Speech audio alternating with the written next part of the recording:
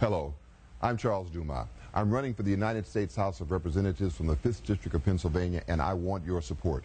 You know, some of my friends told me I was crazy to seek this seat. I'm running against a two-term incumbent who already has $1 million campaign fund. But it's not about how much money you raise. If it were, we might as well give up right now. The other guys have more of it, some of it from the tax breaks and no-bid contracts they got during the Bush administration. I mean, you remember Halliburton. You remember the mortgage crisis, which got it into this economic hole in the first place. No, it's about showing that you will work in the best interests of the people, all the people, not just the wealthy 1%.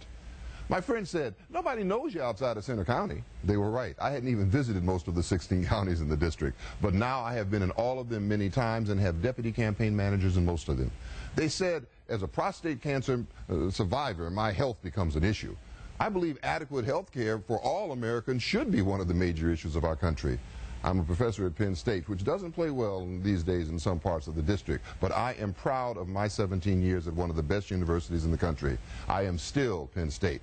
They say my primary political work was as a community organizer during the Civil Rights Movement.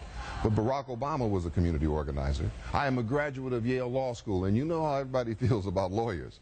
But I used my legal training to become president of Mid-Hudson Legal Services, which provided legal services for poor and working class people, and to be a legal researcher for the United Nations and an intern caseworker in Congress. So I thought about what everybody was saying, and I concluded they were right.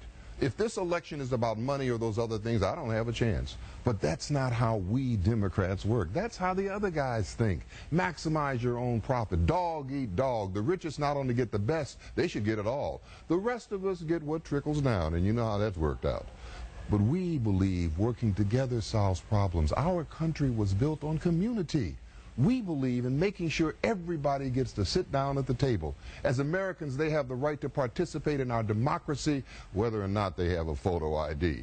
We don't sit on some high horse and commit to one agenda to sabotage the efforts of the President of the United States. Well, that's what my opponent and his Tea Party cronies have decided is their most important agenda item, not the economy, unemployment, education, jobs, health care, or even taxes. It's making sure that President Obama doesn't get a second term, because if he did, he might get another bill passed like the Affordable Health Care Act, which, among other things, allows young people to stay on their parents' health insurance until they get settled in their own lives. Or he might locate and bring down another terrorist like Osama bin Laden. He might, God forbid, help other American industries stay afloat like he did for GM and Chrysler and save thousands of jobs. He might, if given a chance, ask rich folks who make over $250,000 a year to pay their fair share.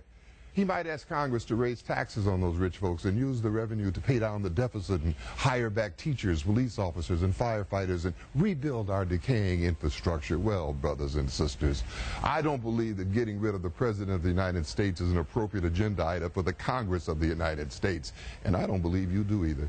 In fact, I think we should help the President finish his task by sending him a Congress which will work with him, not against him. That's why I need your help and support.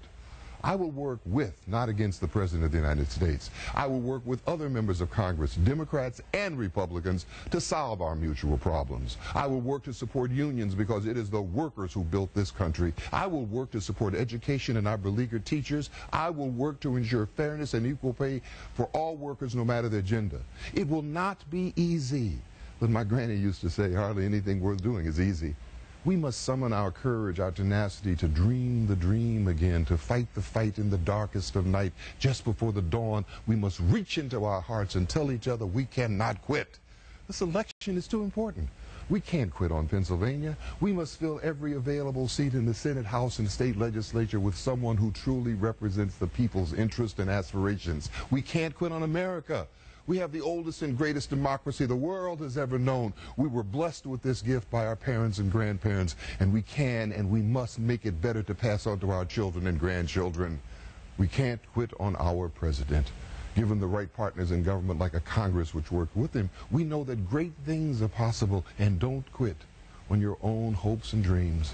Langston Hughes wrote, "Hold fast to dreams, for if dreams die, life is a broken winged bird which cannot fly." Fellow Americans, together we can continue to shape this new Jerusalem which still inspires hope in the hopeless, still provides vision to the visionary, still empowers the powerless, and provides a path for those who would walk for freedom and work for justice. Don't quit. Thank you.